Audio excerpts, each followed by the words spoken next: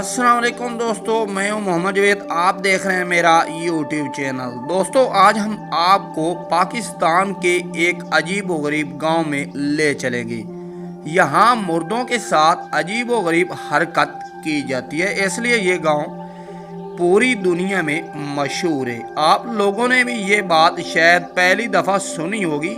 आज हम आपको दिखाएंगे, बल्कि इस सारे मामले की हकीकत से आगाह करेंगे कि आखिर ये लोग मुर्दों के साथ ऐसा क्यों करते हैं, ये इलाका किस जगह मौजूद है, आखिर इस इलाके के लोग क्या मुसलमान हैं या गैर मुस्लिम, ये मज़हब कौन सा है जो अपनी फौतगी पर डांस करते हैं और गानों पर रक्स करते हैं और खुशी मनाते हैं। हालांकि बाकी इलाकों में फौतगी पर गम का आलम होता है, लेकिन यहाँ खुशी की इंतहा नहीं। अगर आप न्यू आ रहे हैं तो हमारे चैनल को ज़रूर सब्सक्राइब लाइक करें। आपके एक सब्सक्राइब लाइक से हम मोटिवेट होते हैं और मज़ीद इस तरह की अच्छी अच्छी वीडियो बनाते हैं। आओ चलें दोस्तों, निकलते हैं वादी बरीर, तहसील ऐवान, ज़िला चित्राल, सूबा सरहद की सैर पर।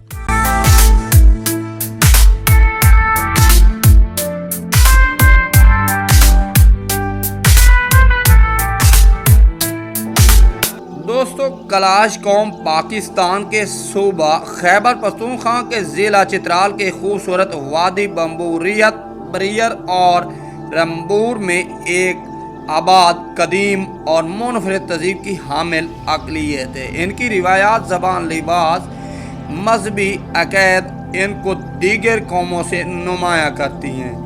इनकी तदफीन की रसूमात भी निहायत मुनफरिद और हैरत अंगेज है। आइए कलाश कौम के कब्रिस्तान और तदफीन की रस्म व रिवाज पर तफसीली एक नज़र डालते हैं। कलाश कौम में मौत को गम या मातम के तौर पर नहीं देखा जाता, बल्कि उसे एक खुशी का मौका समझते हैं, क्योंकि इनका मानना है कि मरने वाला एक बेहतरीन दुनिया में चला गया है। इसलिए कलाश लोग जनाजे के मौके पर रिवायती मौसीकी बजाते हैं और रक्स करते हैं और जश्न मनाते हैं। कलाश कौम में तदफीन का तरीका आम मुस्लिम या ईसाई तरीक़ों से बिल्कुल मुख्तलिफ है। इनके यहाँ तदफीन के लिए जो रसूमात अदा की जाती हैं उनमें कुछ दर्जा झैल हैं।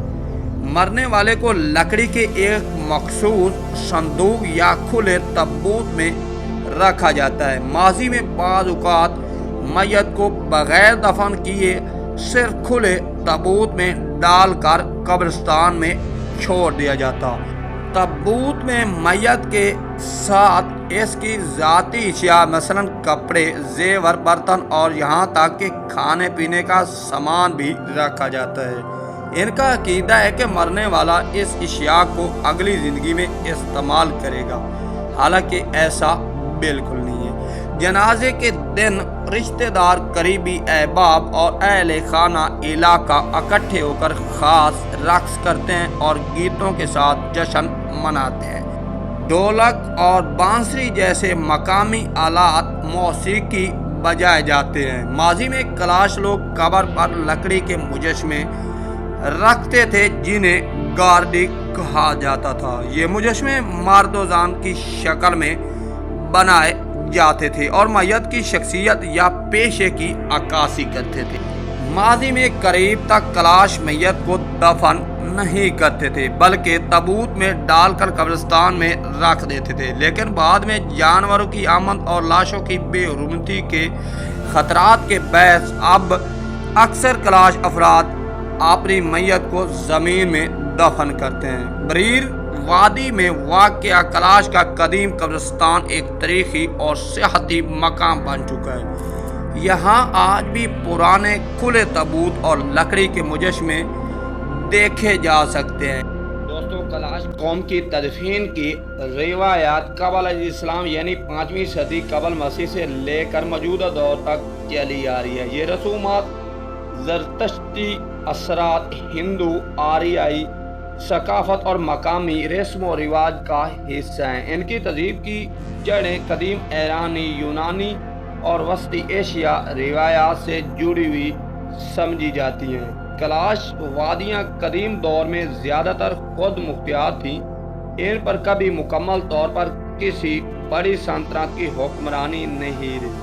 اگرچہ ارد گرد کے علاقے مختلف دوروں میں ہخامنشی یونانی بدھ مت یا اسلامی سلطنتوں کے زیر اثر آئے، کیلاش قوم نے صدیوں تک اپنی شناخت، زبان اور رسم و رواج کو محفوظ رکھا، جو کہ ان کی خود مختاری کا ثبوت ہے۔ کیلاش وادیاں خصوصاً بمبوریت اور رمبور کی تاریخ ہزاروں سال پرانی ہے۔ قدیم دور میں یہ علاقے آزاد قبائل کے زیر تسلط تھے اور ان پر کسی مرکزی بادشاہ یا ذات سلطنت کا ضابط کنٹرول نہیں تھا۔ ان وادیوں میں مقامی طور پر خود مختار قبائل آباد تھے، جن کا طرز حکومت قبائلی نوعیت کا تھا۔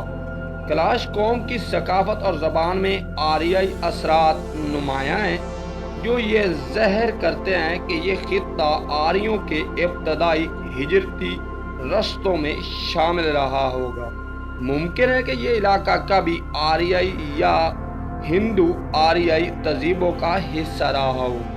ایرانی مورخین کے مطابق موجودہ شمالی پاکستان کے کچھ علاقے بشمول چترال کبھی کبھار ہخامنشی سلطنت کے اثر میں آئے رہے، لیکن کیلاش وادیاں پہاڑی ہونے کی وجہ سے زیادہ تر آزادی رہی۔ کیلاش قوم خود کو سکندر اعظم کی باقیات یا نسل سے جوڑتی ہیں۔